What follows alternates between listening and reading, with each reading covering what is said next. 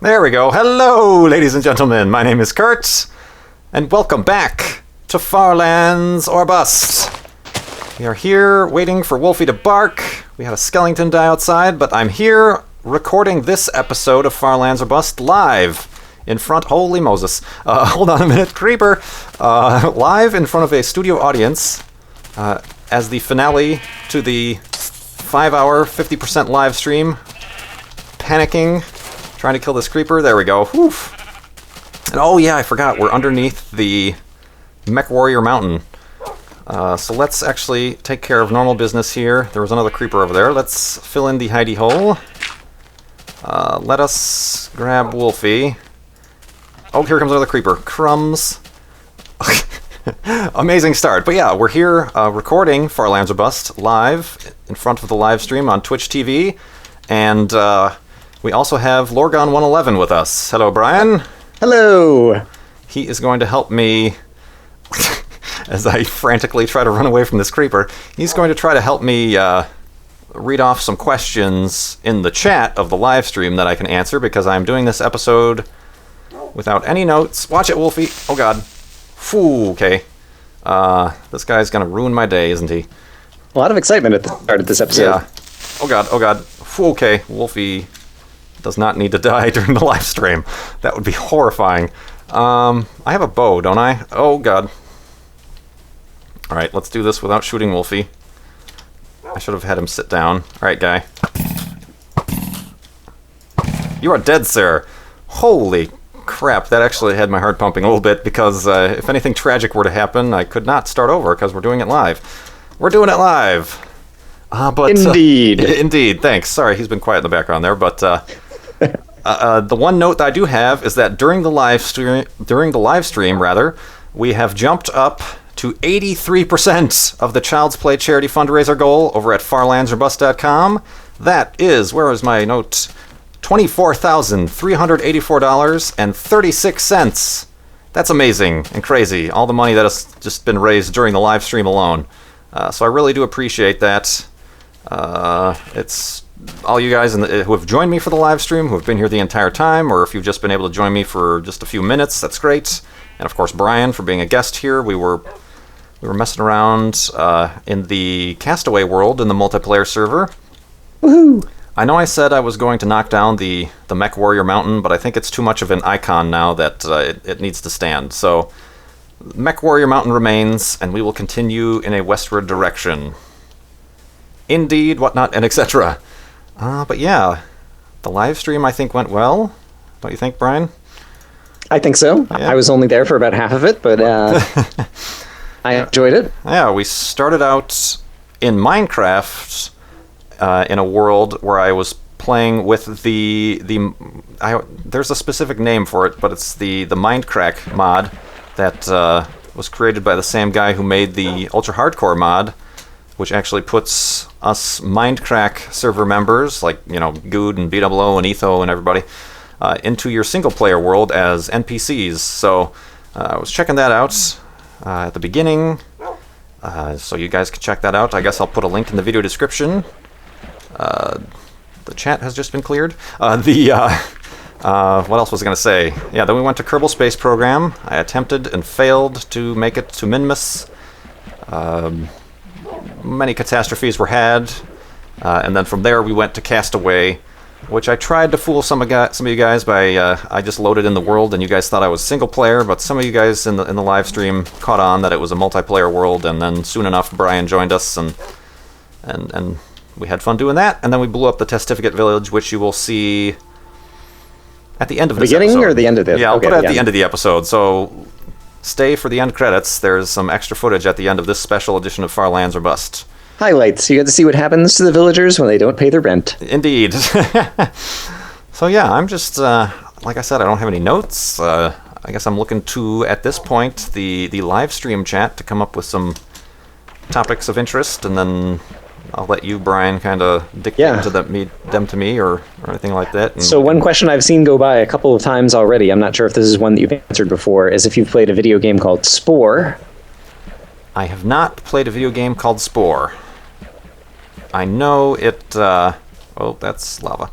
It it's kind of it was kind of one of those games that was overhyped, wasn't it? And it was. Unfortunately, I don't know anything about the game. So. Oh, okay. It seems like one of those games that was a little bit overhyped, and then when it came out, it was kind of like it didn't perform as well as both the developers and the community kind of expected. It's almost like where you set up like a life form, isn't it? And they evolve, and then I don't know, I could be mistaking it for another game, but I think there's some sort of space travel aspect to it and evolution, something like that. So I could see why people would be wondering if I've played it, but no, I have never played Spore. I don't know if I will be playing Spore. It's one of those newer but old enough games where, you know, there might be other interesting stuff other than that out to play. So that was a good question. Indeed. Indeed. This is one that you may have touched on before, but someone asked what your favorite candy is. Yeah, it's probably a lot of these questions that are starting to come back have been from early episodes of Farlands or Bust, where people haven't been around that long. But I like candy a lot, so I thought I was going to let it go and ask. That's fine. Well, then we'll have to get your input as well. I don't know. I don't eat that much candy, and it depends on if you're talking about like chocolate or like when somebody says candy, I think like sugary candy and like wrappers and stuff. I like the peanut butter and chocolate combination, so Reese's and things like that. Mm-hmm. That's good. Indeed. And but again, I can't remember the last time I had a Reese's or anything like that. I see. Where I work, it's often the case when people are like celebrating like their 5 years of working at Microsoft kind of thing or whatever, like they will bring in 5 pounds of candy to celebrate. And so it is often the case that, you know, every couple of weeks someone brings in some chocolates or some M&Ms or different things. And yeah, I like most chocolate. I have a sweet tooth. And so that's good for me. Yeah, other than that, I mean, I chew gum, but mostly only because it's like after I eat lunch and I'm not going to brush my teeth and I just want to get the lunch taste out of my mouth, you know, so I'm not huge on the candy. I like chocolate chip cookies, specifically oatmeal chocolate chip cookies. That's more of a baking thing than a candy, I guess, but yeah. Mm-hmm. And then just recently I had a Snickers ice cream bar, and those are really good, especially on a hot day. Yeah, that's another thing I have to be careful of is ice cream. I know I mentioned in a few episodes ago about pizza and cheese and dairy. I like ice cream, but certain amounts and certain times just do not agree with me. Right, and sadly, as we get older, it only gets worse. Yeah, yes, among other things. But in the area in the Midwest, I don't know if they have them elsewhere other than Chicagoland, but there's something called Oberweis, which is kind of a local dairy. I think they're actually they're local milk. I don't want to say farm, but like, you know, just kind of they kind of do it naturally and stuff like that. But they have little shops that are kind of the old style ice cream shops, and they have good ice cream. But again, it's something to be careful of for my for my sensitivity stomach. Mm-hmm. Well, here's potentially a nice segue from candy into something related to space. Someone asked why the Milky Way galaxy is called the Milky Way. This is the type of Farlands or Bust question that I usually research beforehand. I see. I think the perils of doing it live. We'll do it live. I think it has to do with, I mean, you almost think that was made up in modern times, but I think that was back in ancient Greece, because one of the constellations, and I'm not remembering the name of it, maybe somebody knows in the comments or in the live stream, but one of the constellations is of a woman who's holding a milk jug, like one of the old style Greek milk jugs, and it just happens to be where they think that milk jug is. It seems like it's pouring out into the Milky Way. So I think that's the origin of it calling the Milky Way, and yes, because it looks like a cloud, a white milky cloud, that they made that association. Yeah, I'm not sure what is it. Cassiopeia? Might be Cassiopeia, because that goes. Yeah, I think you're right. That goes right through the Milky Way, that constellation, so that makes sense. All right, I've got. That's one of the few constellations I can actually identify in the sky. Yep, it's an easy one. Oh, there's a tree in my way here. Oh. Poorly planned elevated high hole. All All right, and the bed, and we get to do the first night's sleep, and I get to do the snoring live, which is a little bit embarrassing, but here we go.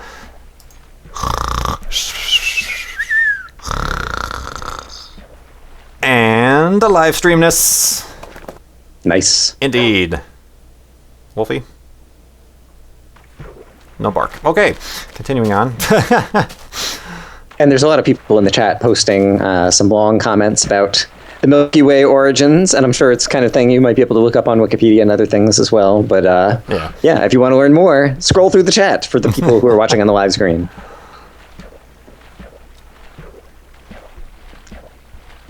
Someone just said, thanks for the live stream. They were very entertained, and so I thought I would relay that.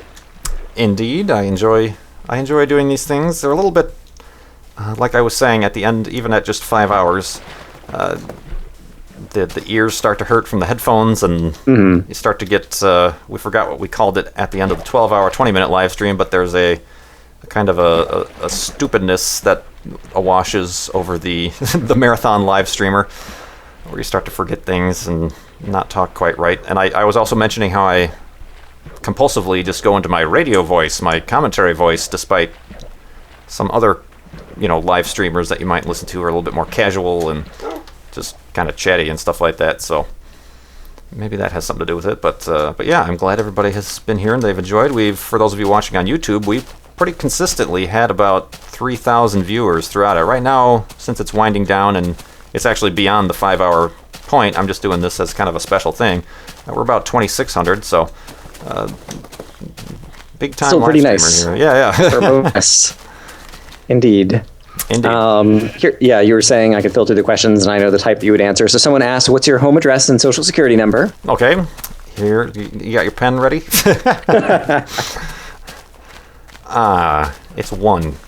The answer to both of those questions is 1. That's right. The Roman numeral 1. Yeah. That actually kind of works. There you go. First person. Someone asked a question about what your favorite state is, I presume like in the United States, but I also am just curious myself, like what all states you've traveled to. I know you do a bit of traveling out west and, to like see things in the sky and go hiking and things. Like how many states have you visited? Do you know? Are you one of the people who keeps count? I'll have to think. There's a bunch as a kid going on family vacations I might forget about, but more recently, Arizona. I've been there 3 times in the last few years because I really like Arizona. Indeed, Wolfie. New Mexico, Colorado. Obviously, I've been to Florida quite a few times for NASA-related things. I went to the East Coast, New York and New Jersey. That's the story that was in a previous episode where I puked on the airplane ride. Good times. That story actually wasn't in Far Lands or Bust. That was in the Microsoft flight. So you all might have missed that. But yeah, as a kid, we did like family vacations to we just did driving vacations, Iowa and South Dakota, and those kind of educational vacations that your dad takes you on that you're like, are we there yet? Are we there yet? So, yeah, I'm sure I'm forgetting some, but done some traveling there, indeed. How about you? Where have you all been? This is a weird structure. Sorry, go ahead. So I grew up on the East Coast. I was actually born in Vermont, and when we were just like 2 years old or something, moved to Florida, and I've lived in Central Florida basically all through high school, and then I went to college in Georgia and Atlanta, and had family kind of up in New York, and so kind of all up and down the East Coast. And before I moved out here to Seattle, I think I'd only been across west of the Mississippi River once. And even now that I've lived out here, I haven't spent much time out in other parts of the Western U.S. I actually have plans in a month or two to go to Denver for a few days, and so that'll be a new place for me to go. But yeah, there's still a whole lot of the U.S. that I haven't explored, and then I've only done a couple of overseas trips as well. Yeah, that's pretty similarly. There's still a lot more to see in the U.S. before I can start really getting crazy with international travel, I think. Right. We have a big country. Yeah.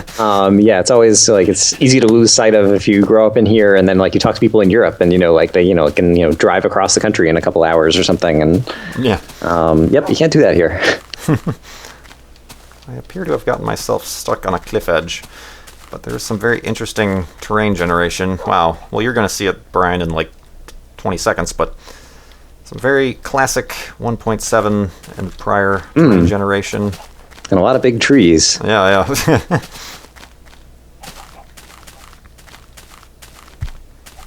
Let's head down this way so Wolfie doesn't break a leg. Someone asked a question that kind of harkens back to a previous live stream. Stay alive! Yeah. Not going that way. There was like 2 creepers. Yeah, I just saw them now. Right, I guess I'll go this way. They asked about the may contain content channel, which I had mostly forgotten about. I don't know if you have also mostly forgotten about it. I've mostly forgotten about it in that I haven't been there, or I haven't, obviously nobody's been posting there.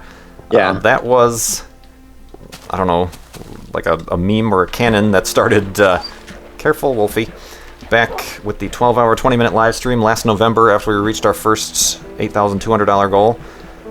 I think it was Edit ZP who said it, and then we told him to change his title of his channel to that, and then I believe it was Nia of Two Girls on Minecraft who actually went and then registered may contain content at YouTube, and then gave us all the access, and we, at that point, were uploading really stupid videos, and I know Gavin from Rooster Teeth and Slow-Mo Guys was a guest during that live stream, so he uploaded a few videos, and I uploaded a couple. Yeah. So they're up there. So yeah, it's youtube.com/may contain content, but it's not. It may or may not contain content. So don't be too get to your live stream fatigue. Don't get your hopes up too much that there will be more stuff there. But yeah, that was. If you don't know what that is, that's what that was. And it just has come like different 30-second clips and outtakes and short videos and stuff like that, but kind of fun. Yeah, kind of silly. When we started it, we said we promised not to put anything up that's more than 30 seconds, and it should all be like just outtakes or just stupid videos that don't belong on your own channel, sort of thing. Someone was asking questions about a zombie apocalypse. I guess like you can talk about it either in Minecraft or in the real world. I'm actually kind of curious in the real world. Like I have a friend who is kind of like very prepared, like if something goes down or whatever, like he has all kinds of materials in his garage and like builds lots of stuff and has survival equipment and like lots of liters of water just like stored away and stuff like that. If there were, a zombie apocalypse, would you be ready?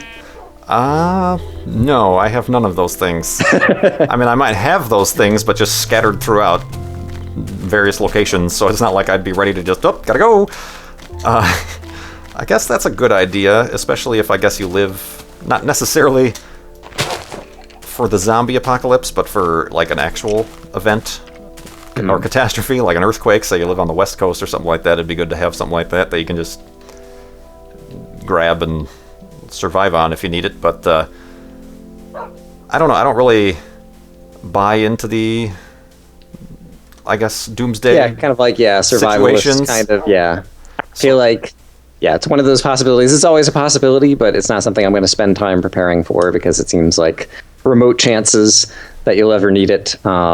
Which, we're talking about like apocalypse kind of stuff or whatever. Like an earthquake preparedness kit, if you live in the West Coast, is good, and having health insurance is good, and things like that. Yeah. But zombie apocalypse, I don't know that I need to be all that prepared for. Yeah, I can only foresee any like localized catastrophes happening, like a tornado knocks down my house. Okay, that sucks, but I have family members in the area, and I'm sure that it's not ever been a tornado that big that would wipe them all out. So I could find a place to stay and survive and eat. So although I mean there is some stuff happening, like you said you're going to Denver, they're having problems with forest fires and things lately, and that was actually in the area I was in, Colorado last year, was in the whole Pikes Peak and Colorado Springs area kind of got hit really bad with that, so that kind of stinks. But you try to hope that a lot of those people obviously have places to go.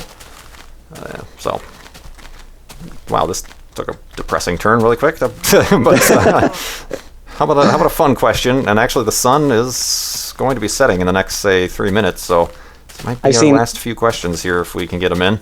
All right. I have seen a few people ask throughout the day, like, if you ever plan to do some recording with Zisto outside of Ultra Hardcore. People seem to like your pairing up. That would be cool. I haven't specifically discussed anything with him. But yeah, that would definitely be cool. I mean, that's something somebody on the Mindtrack server, I obviously subscribe to all of them, but I watch his content as frequently as I can. We have very similar, I guess people say we have similar commentating styles. But yeah, that'd be cool to do something. Or I mean, even like you and I, outside of Race for Wool, haven't really done much, right?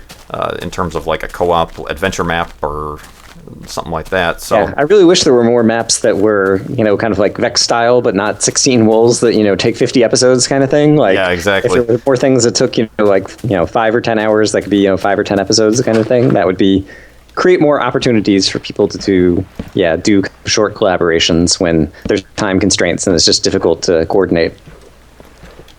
Indeed. So yeah, perhaps just stay subscribed to all of us. Brian here is Lorgon111 on YouTube. His link will be in the video description.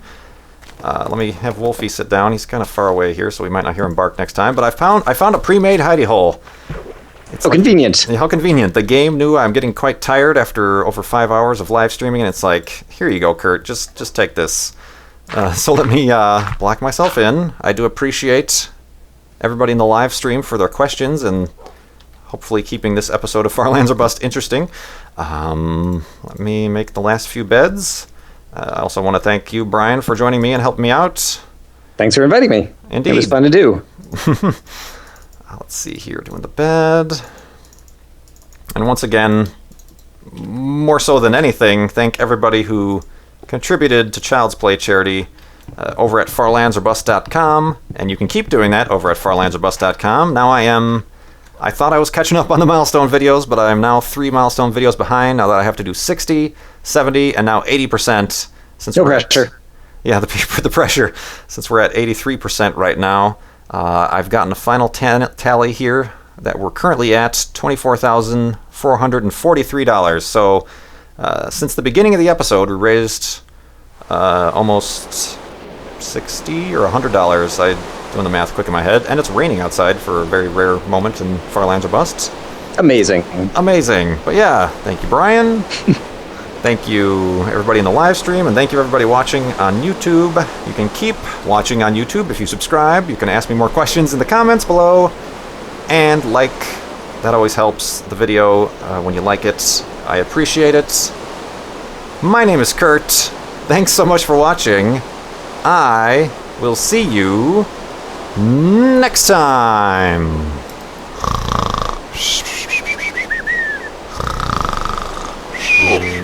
Oh, Jesus. Okay, wait. This place isn't safe. Hold on. Oh, man. That hasn't happened in a long time. I don't think that's ever happened in Far Lands or Bust. Wow. Okay, This is going to be a special episode. Live streamers, you saw it first. Yeah, Wolfie came to the rescue. Amazing moments. Yeah, okay. Let's not panic, first of all. Let's, Wolfie, don't sit in the water. It's dark, it's raining, panic. Yeah, I know. God. We started out the episode in a few near-death situations. All right, Wolfie, come out here. You're going to still sit by your torch, please. Oh, I hear a number. Oh, God bless America. All right, hold on. I'm not ready. Crap. This is not cool. Okay. Here comes the zombie. Let's dispatch of him. Oh, there's 2 zombies. Crumbs. Wow. All right, I don't want to hit Wolfie accidentally. Oh, there's 3. Oh my gosh. Okay. Panic time. What was that you were saying about zombie apocalypse paradox? Yeah, why did you bring that up? All right, those guys are dead, and here comes Wolfie. Okay. This is an interesting situation to be in. Let's try to dig a little bit upward since I'm in this mound. And maybe build a custom hidey hole over here. It has been so long since, the old sleeping logic physics where the monsters could wake you up that I don't remember any particularly useful tips, tricks, blah, blah, blah. I know you just have to be at least, 2 blocks removed from where any mob could. Yeah, that sounds familiar. Gosh, just when I thought I was going to get a break. All right, let's. I hear a spider relatively close, so that's a little bit concerning. I guess there must be a cave right below there to the side or something. Yeah, probably. All right, I'm going to Oh, go ahead. So I was going to say, someone in the comments said, pre-made hidey hole. It's a trap. Yeah, it is. It was indeed. And now my The pickaxe creepers. They've been watching the live stream. That must be it. They knew your position. Yeah, that's why you should Something that- never live stream when you're doing any sort of competitive PvP stuff, because your enemies could be watching in. Alright, I'm gonna make this place well lit, I say, as I just run out of torches. Torches, torches, torches! Kurt needs some more torches in order to stay alive and flob. Yes. Alright, I'm actually going to give myself some padding here, because I think that is a good, to put like your bed in the middle of the room, because then there's a one block around it, and then one block is the actual wall that's around you. Yeah, that looks good. Okay, so let's put the bed in the middle. Let's try this again. Wolfie is in the pre-made hidey hole. There's a spider upstairs. I might need to knock the ceiling out so I don't glitch through it. A number of people in the chat seem to be pointing out that you already had an extra pick, but I won't embarrass you and point that out right here. Oh, I did. How about it? Well, it's my apocalypse bag. I always gotta have a spare one. So, yeah, let's try this again, folks. Thanks so much for watching. My name is Kurt. I will see you next time.